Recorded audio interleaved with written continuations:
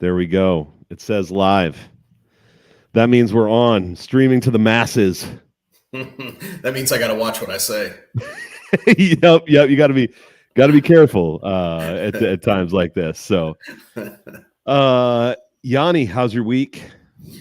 Good. It would be better if this NFL season hadn't been so wacky, but it's good. How about you? Yeah, my week's been crazy, but I'm ready. Like Thursday's the kickoff, Like Yeah. we get back to football. I don't pay attention as closely, but there's some good college games on Friday night this week. And then we got all day Saturday, Sunday. So, we at this point, I feel like I made it through, even though there's still Friday to go, I feel you. Hey man, why don't we just like to kick things off? It's not a game that I feel as strongly about as many others, but we got a football game coming up in an hour. What are you thinking about this Jets versus Patriots game? I'm going to be honest, I need the Patriots to lose some, man. Because those under on the season win totals making me a little nervous when they're so competitive. Yeah, no kidding. You and me both. It's an interesting game. Obviously, not the most appealing game in the world. Probably not going to be a lot of offensive fireworks, at least not from one team. It's kind of funny. Usually, if you do some research, you kind of find some similarities between people that are doing research. I mean, and in this game, though, in this game, it's interesting because you've got some people making a compelling case for the Jets. You got some people making a compelling case for the Patriots. So, I'll say this, that leads me to believe that there's probably not a huge hedge one way or another in this game. The number is probably where it should be. But here's what I'll regurgitate some of what I've heard just in case others maybe have not heard it. Teams coming into Thursday night as underdogs on the road generally don't perform well, right? It's a short week. They don't have time to prep. I saw a stat that said if they're coming from an overtime game, which the Patriots are, they're like 2-30 against the spread or something like that. Something it's crazy. Bad numbers. So statistically, you look at that and you're like, oh, clearly we got to bet the Jets here. But what have the Jets done at this point to really justify being nearly a touchdown favorite against a team that beat the Bengals and, looked pretty good in week 2, or at least was competitive in week 2? Should they be a touchdown favorite? I don't know. So for me, this is a tease. I do think the Jets find a way at home to win this game. I don't know that they're going to win by a touchdown. I mean, I could see this game being 20-17. I could see this game being 31-10. But what I do see is the Jets probably winning this game because of the reasons we talked about. Short week for New England traveling. They don't have time for a game plan, coming off overtime, all that kind of stuff. So I'm looking at a tease. And then I have one prop bet that I thought was interesting. And it's kind of the old Tiger Woods bet, which was Tiger versus the field back in like the late 90s when Tiger was like dominating. You can find on Bovada and on DraftKings player to lead in rushing and receiving yards. And you can get Breece Hall at even money. So, it's Breece against the field. So, again, it's kind of that old Tiger Woods bet. I mean, you're like, hey, you're going to take him against the field? Sure, Garrett Wilson could have 150 yards. We don't know. I mean, Ramondre Stevenson could run through that Jets run defense, which I don't think is great. But to me, Breece Hall he's going to be the most known entity in this game. So I'll roll the dice on even money that he's going to catch 4 or 5 passes. They're going to try to hand the ball off to him. And he's probably going to be the guy that does the most just by pure volume. So I'll take a shot on that for a few bucks, a little bit of beer money, make the game interesting. And that's kind of where I'm at on this game. I don't have a whole lot of feeling either one way or the other. Yeah, that's honestly what you need, is just something to have a little fun. I'll quickly tell you what I did. So I bet New England +7 when that dropped early in the week, just because I thought like that seems too wide for this game to me. But I came back and actually did a teaser with the Bengals and the Jets then. So now I have that, if the Jets win by, win to less than 7, I can end up hitting both bets. So I think the biggest thing to me here is that the Jets run defense has looked bad so far this year. And that's what the Patriots need to do. I mean, I guess Gerard Mayo came out and said that he wants to pass the ball more, but you've got Jacoby Brissett and a bunch of nothing. So good luck with that, I guess. So I think it's going to have to be running the ball. What I did for just some fun lunch money, if the game can stay close, is I don't do same game parlays much, but I did a few this week just for like $5, just for fun. So I was just thinking, if New England wins this game, what do I think happens? And I thought, number one, I don't think there's a lot of points. I think it ends up being Aaron Rodgers running the play clock down to 1 every time, lots of punting back and forth. So I did New England money line under 30.5. And then Stevenson TD and Stevenson 80 plus yards, thinking that he runs the ball a lot.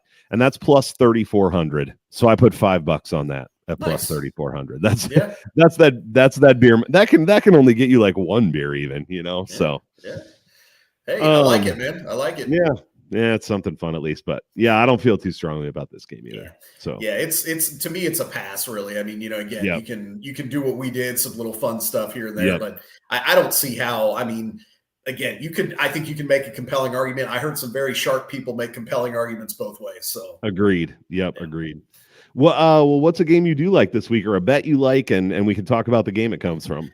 Well, I'll save my favorite bet here. What I will do, though, is I'll say I might be a glutton for punishment, but I am going to go back to the Tennessee Titans this week.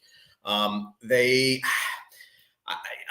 Levis is just, man, he is killing them. I mean, they could be 2-0. They probably should be 2-0. And, you wonder, is he going to get that figured out? That's it. And young quarterbacks have to figure it out. So we'll see. But in this game, though, the matchup is not great for Green Bay, in my opinion, in this game, because I think this Tennessee defense is really good. Top 5, type defense in the league. And credit to Malik Willis. He did what needed to be done last week. He was efficient. He was effective. He looked calm. He played a nice game. He wasn't asked to do a whole lot. I mean, he did perform when he needed to, but he wasn't asked to do a whole lot because Josh Jacobs was kind of just bullying through that Colts defense there. And I don't think that's going to be the case with Tennessee here. I think they're going to be able to really contain Jacobs in this game and kind of force the ball into Malik Willis's hand. Not to mention they know Malik Willis, right? So they kind of have a familiarity with what he can and can't do. So I like Tennessee here.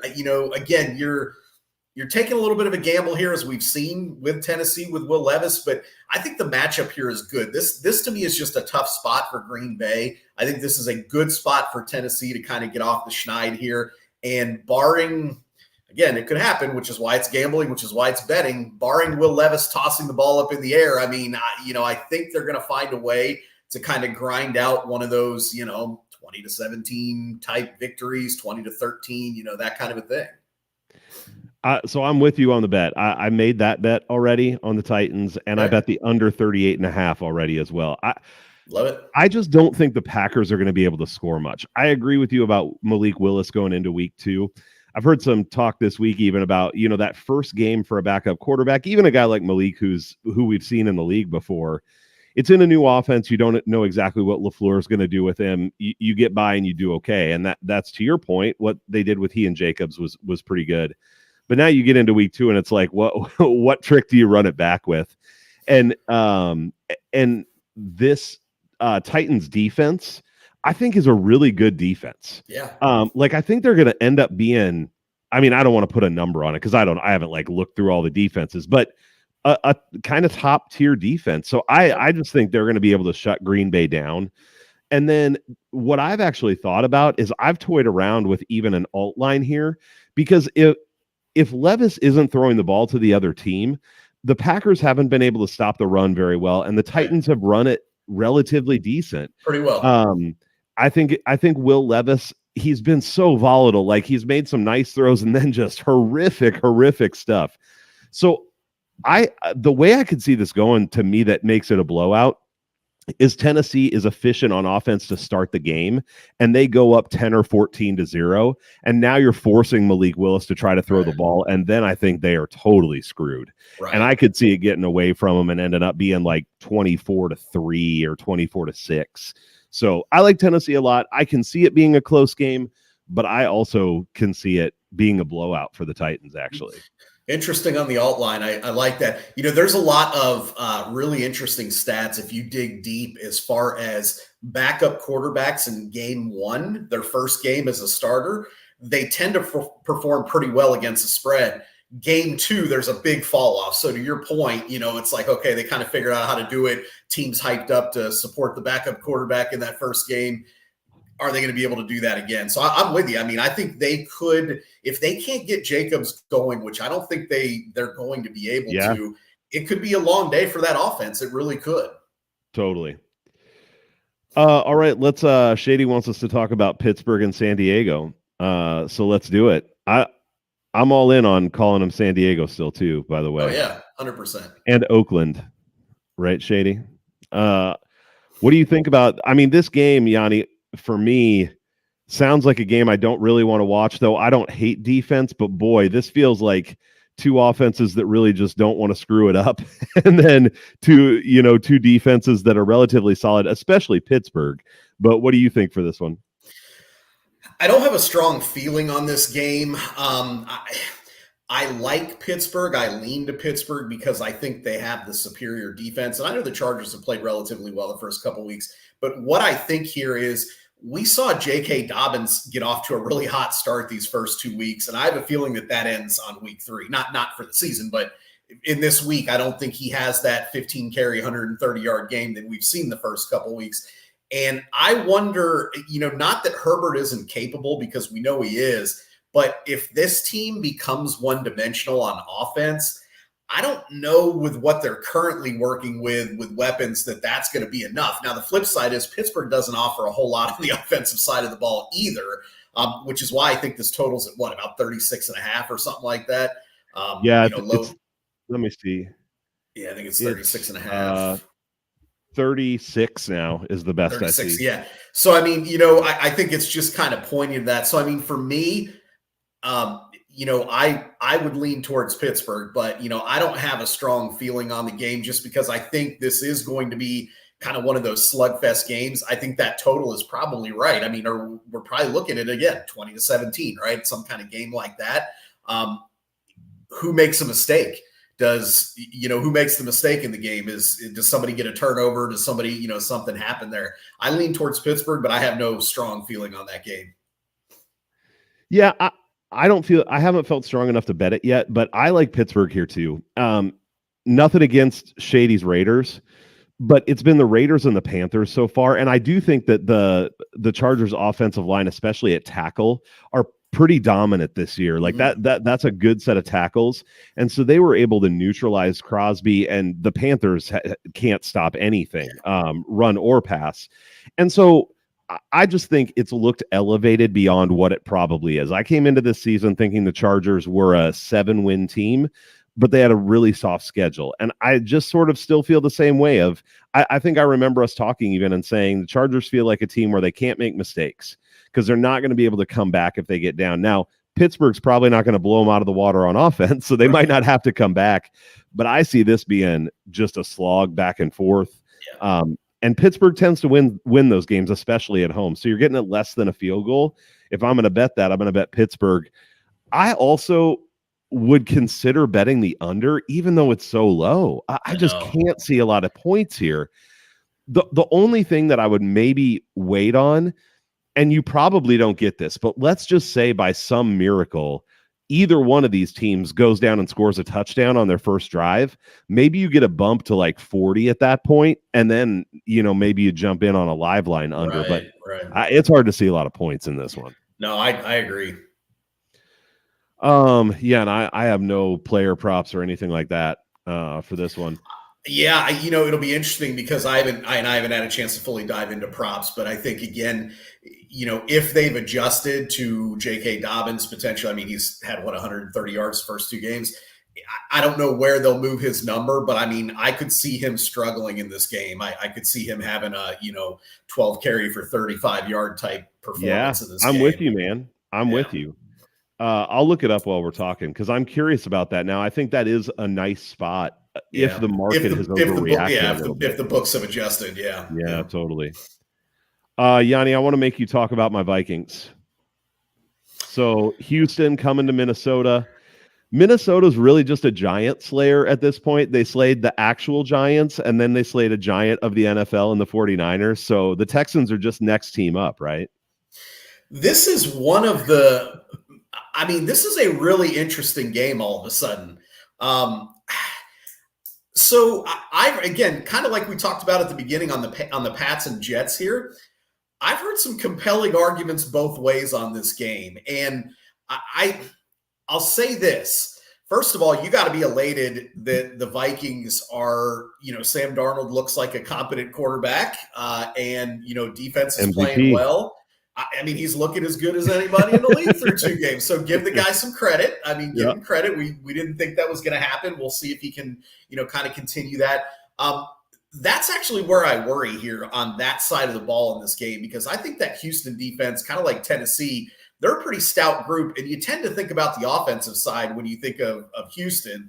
But I think the defense could give Darnold some trouble here. Now, I thought that the 49ers would give Darnold trouble, and he obviously navigated that pretty well. So we'll see. Can he get another 90-yard touchdown pass? Can he get? I mean, we'll see how that ends up playing out. I think every game he's probably going to have one of those, right? Maybe. I mean, maybe. You never know. Count on that? You never know. You never know. I think it's really encouraging that the Vikings defense is playing so well. They're playing very well. When you look back, someone made the argument that, hey, Brian Flores kind of has the 49ers number defensively. Yep. So you wonder how much of that is like, hey, maybe it was a good matchup, maybe whatever. I mean, who knows? I think it'll be interesting to see in this game. I think this is a huge, huge telling game for your Vikings here in terms of, is that defense legitimately really good? Or was it, like you said, they kind of had the Giants week 1. They kind of got Flores kind of has the Niners number. We'll see. If they can slow down this Houston offense, I mean, we got to look at that. So a couple of things here. Mixon did not practice today, I heard. So, I mean, it sounds like he's going to be very iffy, with that ankle sprain that he had in the third quarter last week. I mean, to me, that's a big deal. I think there's a fall off between him and Cam Akers there, especially because Houston wants to try to run that football in order to set up the pass there. Now, they're certainly capable of passing without it, but obviously it helps if you can run the football. So here's where I land. Houston has done very little. They're handling business, right? So I give them credit when I say they've done very little. They're doing what needs to be done. So this isn't a slight on Houston, but they also haven't looked great. I mean, they were kind of like, like getting done. I mean, okay, we took care of the Colts, kind of. Last week it's like well, granted, they were going in for a put away touchdown and Akers coughed it up. But, at the end of the day, though, there's not a lot there. So me personally, I'm trying to figure out which way it is. And because I think I need to see one more week with the Vikings, I don't have a lot to offer. I'm curious to hear what your take is. I would say this. I think there is huge value on the Texans based on 2 weeks ago and today. If you said you could get Houston at this line to start the season, I think we would have said, sign me up. I'll take it. And, so I think there's definitely inherent value there, but I can't get too excited on Houston yet because I need to see a little more from them. And I really need to see if your Vikings are kind of real contenders or if they're pretenders here, because I still don't know. Yeah, that's all fair. I'm kind of in the same place with the Vikings that I was going into the season, thinking they're a decent I just said ass because pig said ass in the chat. They're a decent team that has a really tough schedule. I mean, we said at the beginning, if they switch schedules with the Bears, I would have thought they had a chance to win the division. I still kind of feel the same way. The win against San Francisco was nice. I enjoyed every minute of it. And that is a team, though, where they've had their number a little bit. I think this is a great spot for Houston. And maybe it's just me, always shitting on my Vikings a little bit, even though I don't feel terrible about them. You can't tell me yet that Sam Darnold is some great quarterback. I know he's looked good through 2 weeks, but I just can't believe, even with good coaching, that he's great all of a sudden. Now, can he pull a Baker Mayfield? I mean, I suppose so, but and I don't even think Sam Darnold's horrible, but I think he's a middle of the pack to lower tier starting NFL quarterback. I think he's a good backup. They still don't have Hawkinson. They're not going to have Addison. So there's not a lot of weapons here still on offense. Aaron Jones hasn't looked that great. Ty Chandler has looked really good. So that's been nice for them in the run game. And the defenses look good. but it's been a lot of like Andrew Van Ginkel making plays, which is awesome. But again, it's a guy like Darnold who, looking at his past, I'm not sure I want to count on him to be the guy making big plays every week. Yeah. I think the Texans are going to be the team to put Darnold under pressure, and I think Darnold's going to make mistakes. Yeah, and you mentioned Aaron Jones and Ty Chandler there. Houston is very good against the run. They're stout, and if that puts all of the pressure on Darnold, kind of like we said with Malik Willis, is that if there's not a threat of the run, if they're able to tee off a little bit on Darnold, like you said, no Jordan Addison, no TJ Hawkinson, is there enough there? And that worries me. So I'm with you. I mean, I think that if you're playing this game, I think you have to take Houston just because of that inherent value. And it's almost one of those things where it's like, all right, Vikings, prove it. Like, if you can do it, more power to you. I would take the L betting Houston here before I would take the Vikings. I'll be pumped if I lose my bet that I've already placed on the Texans. There you go. And I took it at 2.5. The line, I mean, not that it's a huge deal, but the line's gotten even better since I bet it. I've thought about betting it more. This is actually a spot I feel relatively confident in as far as you can in the NFL. I think the Vikings are overvalued right now, and the Texans are undervalued because they haven't looked great. And as they start to sync up, I think the Texans still are a tier better than the Vikings are. I agree with you. I do have to say, because I've gotten off to a pretty shitty start in my NFL wagers this year. And me too.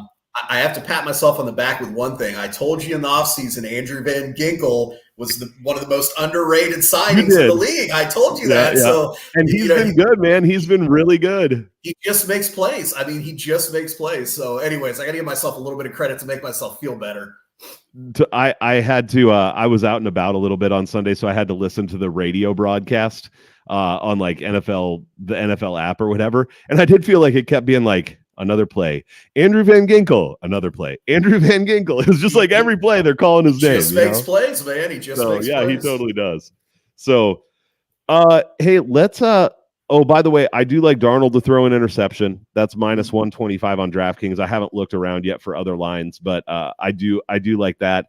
And I'm playing around with some like Houston alt with some big offensive numbers because I could see it being a big offensive week for the Texans here. Like minus 9.5 type thing? Minus, is that what you're minus saying? 8.5. Yeah, I'm looking at minus 8.5, and then Stroud 300 plus passing yards. Tank Dell 70 plus. I think he's depressed a little bit because he hasn't had this hot start. Some of those pieces together, maybe. So. Interesting. Yep. Pig brings up the shitty ass choke artist called the Cowboys. They get oh my gosh, it just slipped my mind. Who are the Cowboys playing this Ravens, week? The Raven 0-2 Ravens coming to town. A battle of behemoths who have one win between them, Yanni. What do we think happens with the boys this week? I will say, and we can get into the Saints if we want. That was the most surprising thing that I saw, in a while. Only because Dallas has been so good at home, and especially defensively, so not even good. They've been dominant at home, and to just get throttled like that, it was like, wow, like what is happening here? So I guess the question going into this game is, was that a fluke, or is maybe that Dallas defense not as good as we thought? Maybe, who knows on that? I think if you look, like they have this at like 50-50 as far as likelihood to win this game. I think ESPN had it at like 50% or something like that. So obviously it's probably going to be, first of all, I think this is going to be a very close game. I don't think we're going to have what we had with the Saints. I think that whoever wins this game wins it very closely. I lean towards the Cowboys because I want to say that a 16-game sample size of kicking the crap out of people at home outweighs one really bad performance. That's kind of the way I'm looking at it. Do I feel great about that, especially knowing Baltimore's kind of got their back against the wall here? They really need a win. We'll see on that. But I just am not thinking this Baltimore team is a very good football team. Not that they're bad. They're not a bad team. That's not what I'm saying. I just don't think they're a very good team. I think that defense is mediocre, where, we're used to it being very good. Yep. And then offensively, I think that offensive line, it's just, it's not a very good offensive line. They haven't really been able to get Derrick Henry going. I still don't think they've tried hard enough. Mark Andrews has done essentially nothing this year. Wide receiver wise, it seems to be Zay Flowers and nobody else out there. So I just don't like what I see from Baltimore. I definitely would lean towards the Cowboys in this one. I think they probably win a close game, in one of those where it could be one of those Baltimore collapses like we've seen where they're up by a touchdown in the fourth quarter and they can't seem to close it out or whatever. But I think Dallas gets back on track here, and the Ravens could really have their backs against the wall. Yeah. I like the Dallas side here too. I sort of like the pass game. I mean, here's the thing. The Cowboys, they don't have a ton of depth at receiver and stuff, but Dak can be inconsistent and he can have a bad week, but this is still a potent passing offense. And Baltimore right now, through a very small sample of 2 games, is first in yards per carry against the rush, which is kind of surprising to me. But people have been able to throw the ball on them. So, and Dallas hasn't been able to run the ball really. I mean, Rico Dowdle and Ezekiel Elliott, like I don't want to rely on the run game. Right. So I like the Cowboys to be able to throw the ball here. And I think it probably is a close game. These teams feel similar to me, both, not amazing, but good. But I like the Cowboys at home, same as you. And I think this could even be an okay week to look at, some props on CeeDee Lamb. Dak, yeah, Dak, because I think they're going to be throwing the ball quite a bit. Yeah, yep, I hear you. So, let's see. You got any games or bets sticking out to you on other games? So I think my favorite bet of the week, when I started looking through the stuff I liked this week, it was a little bit square, a little chalky, with that, but I'm also trying to not overanalyze. And what I mean by that is, when you get off to a slow start, sometimes you tend to go a little too, paralysis by analysis there. Yeah, right. So I'm trying to not like completely overcomplicate things here. And I think the game that I think was a little surprising last week was the Rams and Cardinals. And I'm not surprised that the Cardinals won, even though I did think the Rams would win just because Sean McVay had owned them. I'm surprised at how bad the Rams looked. But you talked about it actually in our preseason preview there, where you said this Rams team healthy is fine. If they lose some key pieces, this team gets bad really fast. I think you said something along those lines. And I think what we're seeing is that already. So, if you think about it, if we rewind a few months prior to retirement, we're like, man, Matthew Stafford, Aaron Donald, Puka Nacua, Cooper Kupp. Guess what? Aaron Donald's not there. Puka Nacua's not there. Cooper Kupp's not there. And we saw them struggle, and that Cardinals defense is not great. I know they looked really good in that game, and obviously their offense got out to a big lead, and, that helps. But that Cardinals defense is still not great. I don't believe it's a great defense. So when I look at this, I look at a 49ers team that's probably a little feisty coming off that loss. Coming in there, and yes, I know Deebo Samuel's out. Obviously, Christian McCaffrey's still out. I know that. I think Jordan Mason will do just fine in this game. And I think that they can overcome, Deebo there because they still have Ayuk, they still have Kittle, they can still, I think, run the ball effectively in this game. But it's the other side of the ball where I think San Francisco is going to dominate this game. That Rams offensive line is awful. They weren't great to begin with. They were probably, 20th-ish in the league, give or take, maybe even lower than that. And then now they're basically playing without I guess it'll be 2 of their projected starters in this game. And we saw Stafford under heavy pressure against, again, a Cardinals team that isn't necessarily that great. So I think the 49ers defense could really make things tough for Stafford in this game. If they can control the run game for the Rams, I think the Rams are going to struggle to score in this game. I really do. So when I look at this, everything to me, with the exception of injuries to like Deebo, everything else all spells Niners to me here. And I think they rout this game. The only reason I'm not just completely saying everyone on earth should hammer this pick, other than the fact that that's very irresponsible. But the only reason I'm not doing that is because this isn't gambling advice. Yeah, I have that much respect for Sean McVay because he, I think he's kind of like Mike Tomlin. He gets more out of less than anyone in the league when he has little to work with. I mean, we saw him win games with Baker Mayfield last year when that, 2 years ago. So, I think that maybe McVay and Stafford can make it close, but I don't think so. I mean, I think at the end of the day, this to me could easily be, again, potentially an alt line play because this could be a 35-10 game. Something along those lines where it's not close, especially if the Niners can get up early and they can just tee off on Stafford. I would not want to be Matthew Stafford in this game. I think that, they're going to struggle. I think he's going to be under immense pressure. So I like the Niners here. I also think you can certainly tease the Niners. I can't see them losing this game. I can't see that happening. It would be absolutely mind-blowing to me if they lost. So I think you can tease them, but I mean, more than that, I think you can bet them -6.5, -7, whatever you got there. And I think you could even do a -9.5 alt line, something like that, if you wanted to do that in this game. I feel that strongly.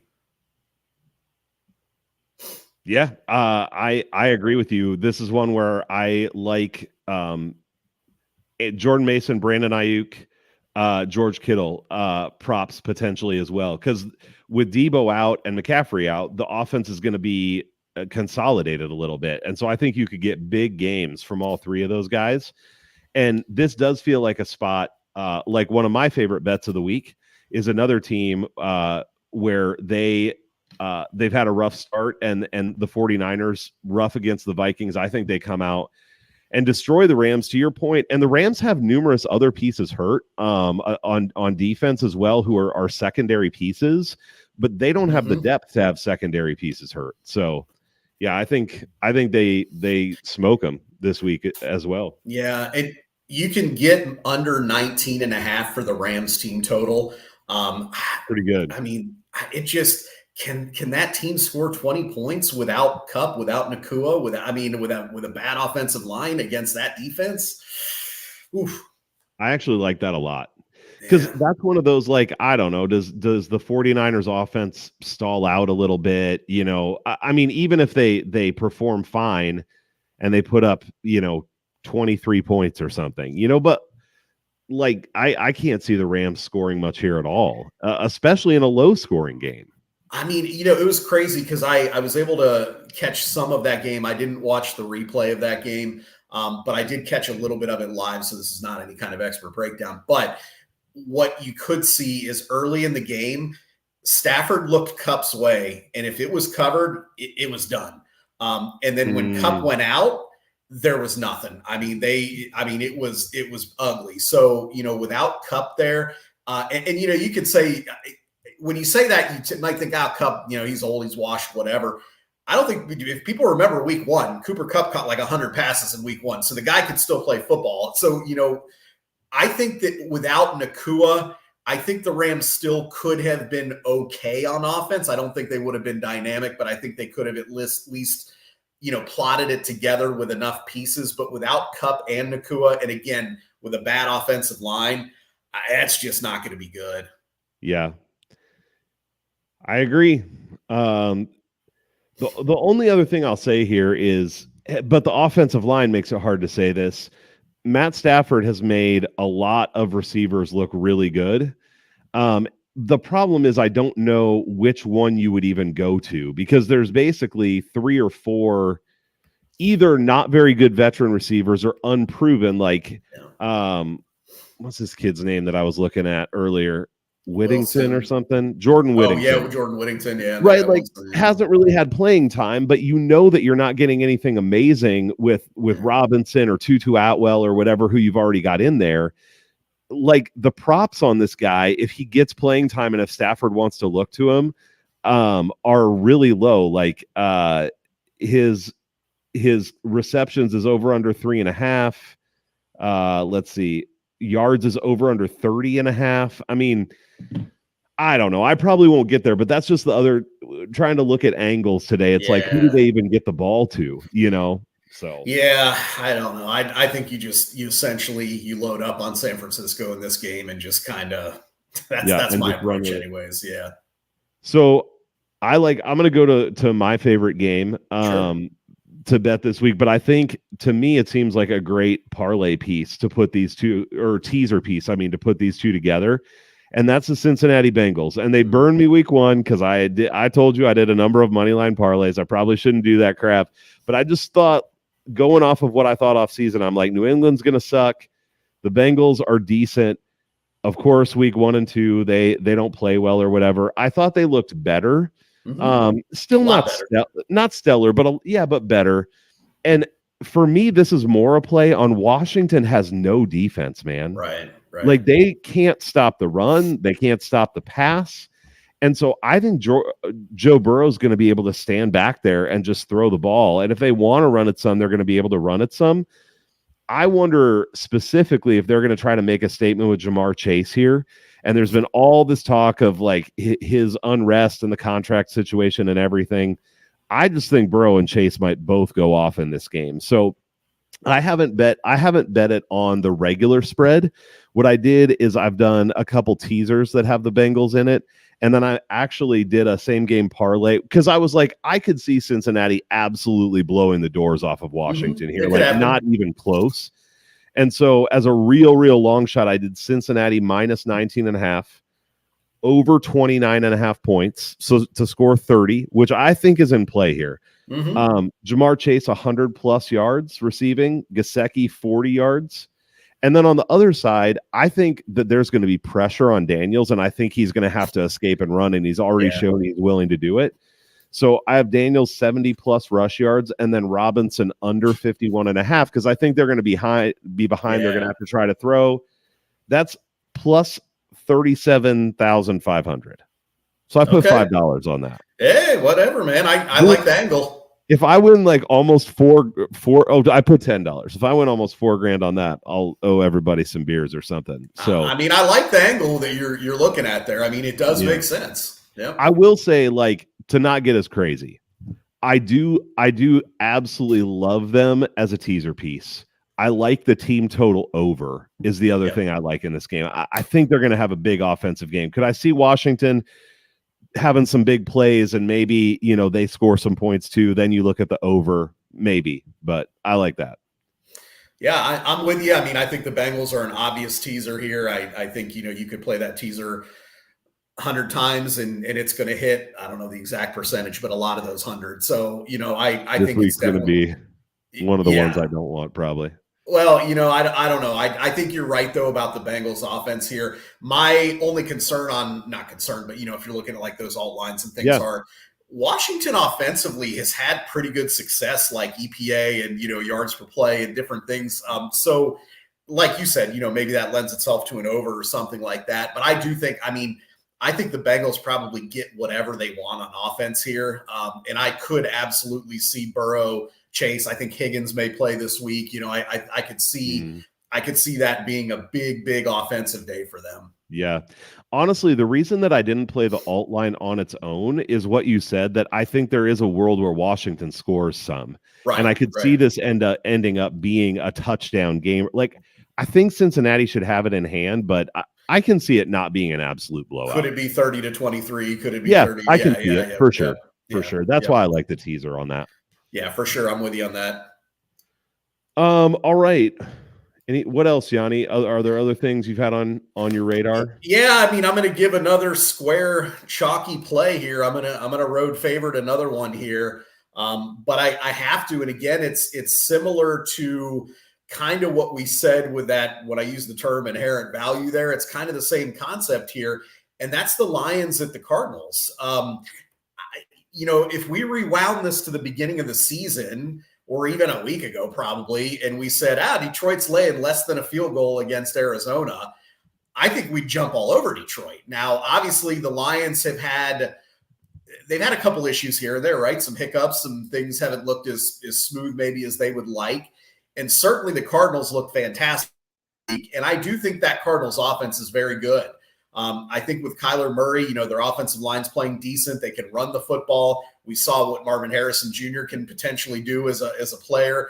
So offensively, I think the Cardinals can do some things.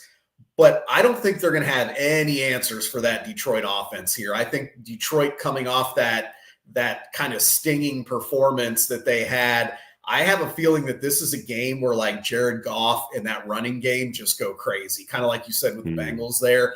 I think they get whatever they want. I think David Montgomery averages 6 yards a carry. I think Jahmyr Gibbs breaks some big plays, and I think Goff has plenty of time in the pocket, spread that ball around. Maybe we'll actually see guys like Sam Laporta make some plays. I don't know. But I think the Lions at less than the key number of 3 here is just crazy value based on 1 week, in my opinion. Because, I think it was 4.5 look ahead from week 1, if I'm not mistaken. So we've crossed 4.5 all the way over the key number of 3 here. I just feel like from that pure value standpoint, you got to take the Lions here. I don't care if they're a road favorite. I don't care if it's square chalk. I don't care what to me, I'm looking at X's and O's and the value in the number here. And, do the Lions put up 40 in this game? Probably.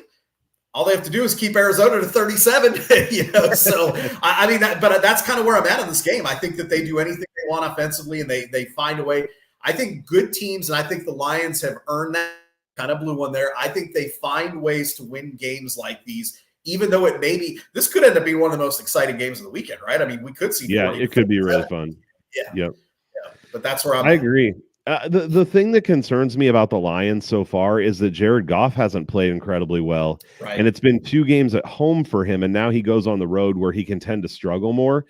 So I actually like what you said about the run game, and I think that would be a great game plan for the Lions too, because that keeps Arizona from getting in as much of a rhythm, even if they go down and score. And I'm not saying you're going to stop them from scoring because you get them out of a rhythm. But hey, if they go down and score and we can run like a however many play 7.5 minute drive that ends in a touchdown, we've kept them sitting on the bench for a while, and then it's fewer stops you have to get. So I really like if the Lions will run the ball. I think that's a good look for them this week. And look, Jared Goff's fine. I'm not saying he's bad or something. That's not my point. My point is just he doesn't seem to be in much of a rhythm right now. So that would be my one concern for them on offense, is how Goff would play. But you're right. Like, the Cardinals' defense is still not good, but their offense is pretty fun. Mm-hmm. The Cardinals obviously are going to win some games this year. They've got enough firepower on offense that they're going to be able to beat some teams. If the Rams don't get healthier, they probably don't finish in 4th in that division either. No. At this pace. With the Rams sitting at 0-2 without Kupp and Nakua for the foreseeable future, I think we almost can say the Rams are almost definitely going to be locked into the cellar there. It's too early to say that for certain. We can't say that's definitely going to happen, but gosh, if you asked me today, I'd say sign me up. Yeah. One game we haven't hit yet. What do you think about your Bills on Monday night this week? Doubleheader Monday. I don't have a strong feeling. My quick take, and I will be quick on this, is the Jags defense has really dominated the Bills offense, since Josh Allen's been there, the last 2 meetings anyways. And I will say this, the only teams that I've seen Josh Allen look skittish against are the Jets and the Jags. I actually went to that Bills and Jags game here when they played here, and they were hitting him hard and hitting him often. And he looked absolutely skittish in the pocket, and he really never does. He's such a big guy and confident that he does, that's not him.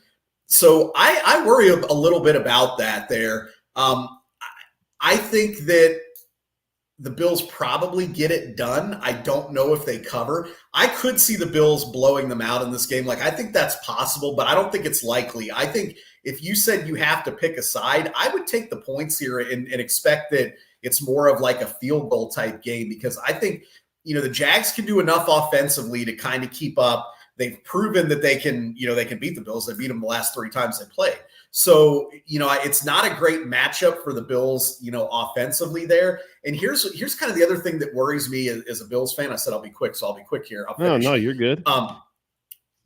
They have had a lot of success the first 2 weeks because they have run the ball very well. They haven't had to, make Josh Allen play hero ball. They've, they're getting 6 yards on first down. They're getting 7 yards on first down, and that makes it really easy on your offense. The Jags' run defense has been pretty good the first couple weeks.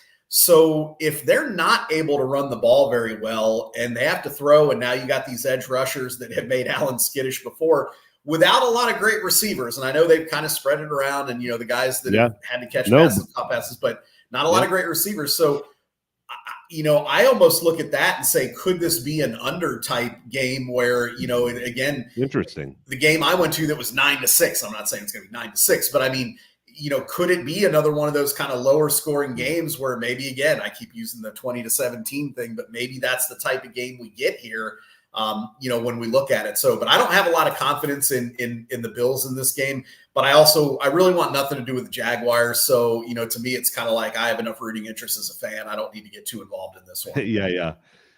I like a couple. I think the under is an interesting look, actually, because both of these teams are perceived to not have very strong defenses, and they both certainly do have their issues on defense. But I'm not sure that either offense is running at a rate where they're going to be able to score a ton. The other thing is, you talked about if the Jags can force the Bills into passing, and the Jags have actually been pretty good against the run in their first two games, and that's the thing that concerned me for the Bills too. I like the Bills to win, and I haven't bet it, but I've been thinking about the Jags plus 5.5. I don't think this is a game that I would tease because I can see the Jags getting blown out, but I feel like a lot of the time this is a Bills by 3 kind of game to me. So I don't mind getting 5.5 points, even though I don't like the Jags much. And, but it's something about the matchup though here. And again, I think that's why the previous 3 meetings we've seen the Jags be successful. It's not a great matchup for the Bills here, the way the Jags like to play versus the Bills. So I'm with you. I mean, if you said you got to pick a side, I'd take the points. Yeah. Well, we'll see about betting that. One other thing I want to call out here, and this is a prop. I actually I didn't look up the line, so it may not even be worth it. But it's in the Bears and the Colts. Oh boy, if they don't have it up, it's going to be kind of pointless for me to. Oh, here we go. Said this before the season. It held true last week in spades. Anthony Richardson lost that game for the Colts against the Packers with turning the ball over. I think 3 interceptions. This guy cannot throw a pass on target. He maybe the 60-yard passes, but not most of them. The Bears just keep getting turnovers. Like this defense, like they just get turnovers. And so I hadn't looked it up. I was curious about interception number. I mean, Anthony Richardson interception on DraftKings is minus 125. I think that's a good bet. I mean, I think the chances of him throwing 2 are higher than the chances of him throwing none. Though, of course, anything can happen if he's at home, blah, blah, blah, all that stuff. But Anthony Richardson interception against the Bears is something that interests me. I like that. I haven't looked at it yet, but I have circled DeAndre Swift rushing total over for this week. He's done nothing. He's done nothing the first 2 weeks. We've seen this Colts defense struggle. I think this is the week that he gets going. He's probably going to have a low number. So there's some prop angles in this game for sure. And I just got to say, this is not necessarily betting related, but I don't envy the situation the Colts are in with Anthony Richardson here, because I don't know that Anthony Richardson is ever going to be better than what he is right now. But it's also hard to move on from a guy like that, because when you see the flashes, when you see the big play capability, you're like, gosh, how can we let this guy go? How can we move on from this guy? I have a feeling they're in a little bit of quarterback purgatory here with Richardson, where he's going to limit them because he can't throw passes consistently. He can't. I mean, he turns the ball over, but we know he can run. We know occasionally he makes that ridiculous 60-yard throw. And it's like, as an organization, it's like, think about the backlash. Oh, you're crazy. You let this talented young, I think they're going to have to live with him for a couple of years before they, and I mean, I think we see what he is, and I don't think that he's necessarily going to improve beyond that, substantially anyways. Yes. I think you're very right. And you're right. It's the Sports Center highlights he's going to have though. Right. And he will make some big plays, but it feels as bad as Justin Fields to me, where he's just out here slinging the ball around to whichever team. So I will say I pulled up DeAndre Swift. This was another one I had written down and I hadn't thought about. It was just rushing against the Colts, period. And so that's Swift this week, and his numbers have been low. I think it's 55.5. But man, I think you look at a ladder here. I mean, you start at 60 plus is plus 110. You get to 80 plus, it's plus 300. 100-yard game is plus 750. I mean, I can totally see. I mean, at those odds, I think that's worth it. If he's going to have a 100-yard game, it's this week, man. I mean, you know, that's kind of the way you got to look at it. So yeah, play the 60, play the 100, whatever. Yeah. Let's see. Oh, last thing I thought, because we're almost to game time here, so we'll wrap this up. But we talked about a couple teaser legs we really liked. I put it there in the chat. At least I like San Francisco and Cincinnati. Are you in on Cincinnati for a teaser or no? Not yet, but I probably will. Okay, but you would sign off on it though. Oh yeah, 100%. Okay. Yeah. Are there other games that you would really consider in terms of teaser legs for this week? Yeah, I mean, I think you have to look at the Browns and consider that. You know, they're at 6.5.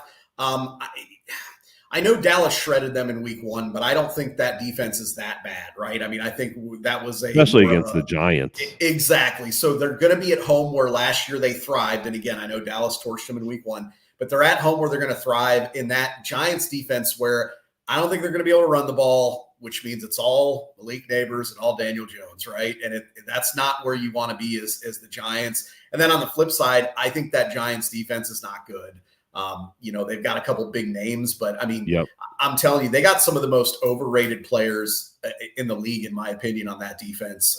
You know, and the secondary is not good. So even if Deshaun Watson and that Browns offense isn't great, which I don't think they're ever going to potentially be great with that, it does look like they're finally going to get Jack Conklin back, Jedrick Wills. So that offensive line will be whole again, which they, you know, the first 2 weeks, I mean, that's a big deal. That's a team that they're built on that offensive line on the offense, right? So if you don't have the offensive line, now you're relying on, you know, Deshaun Watson and at this point, Jerome Ford and whoever else, Dante Foreman, whoever else they're going to throw out there to run the football. So anyways, I think that they beat the Giants pretty handily here. I think they probably cover, but would I trust Deshaun Watson to cover a touchdown? Absolutely not. Exactly. You know, but I do trust them to win a home game against a Giants team that's kind of reeling. And I think, you know, this could be kind of the beginning of the end for Daniel Jones and Brian Dable here, to where, you know, they really start looking and saying, okay, you know, if they don't play well against this team, you know, they're going to start looking and saying this just isn't working. Yep. Agreed. The other one, and I mean, it's an obvious one, but I still think I like it, is Tampa from 6.5 down to a half point. Really, for me, it's Bo Nix going on the road. He's been bad so far. I don't know that I think Tampa Bay is like amazing still, but man, at home against a bad team, even if they win by 4 or 6, I don't know if I'll throw them in one yet, but it makes sense to me. It's hard to see that Denver offense really being successful. Right. I'll say this. I mean, Tampa has a slew of defensive injuries. You know, they're going to be without Vita Vea, Kalijah Cansey. Okay. Oh, wow. Jr. still out. So, you know, is that enough to make a difference? Probably not. I mean, they still probably win this game. They're at home. They're, you know, I think we all think a good team, maybe not great, but a good team. Yeah.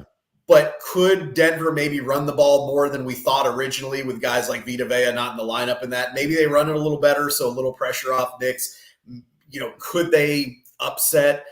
Anything's possible. But I do think if someone said I'm playing the Bucks as a teaser, I would say no argument for me. Like, I think, you know, you could absolutely make that case. I think with all those injuries though, man, even though it makes sense, I'm trying to be a little more disciplined too, of like, what are the legs that I really like? Yeah. And even though they feel square, San Francisco and Cincinnati feel the strongest to me this week. So yeah, I'm with you. But all right, man. Well, hey, let's wrap it up for tonight. It's almost kickoff. So this was fun. Good to kick stuff around, and maybe we'll keep doing it live future weeks here. I appreciate it, man. It was fun being on here. Let's hope that week 3 is kind of the turn the corner week a little bit here. We're going to turn the corner, man. It's too much work to not at least end up around break even, right? Yeah, So we'll get there. Before you close it down, we do have to say, because I think we talked about it, the top the first 2 weeks circa top selections of the circa contest, which those are some of the sharpest bettors in the world, right? yep. 1-4 in week 1, 0-5 in week 2. So it's not just the public that's been getting crushed by the books here. You got some really, really smart people that are off to a rough start. So, but that always, especially with sharp bettors, that's always going to even out. So yeah, Yep. we'll turn the corner here. We'll get there. Yeah, it's exactly the opposite of when you have an awesome first 3 weeks and you're like, I'm Right. amazing at this now. And Yeah, then you yeah. have that skid, right? So No, you got to try to stay the course, though. We'll get there. We'll get there. exactly, we will. All right, Yanni, let's go have a good weekend. Sounds good, man. We'll talk with you later. All right, see ya. All right.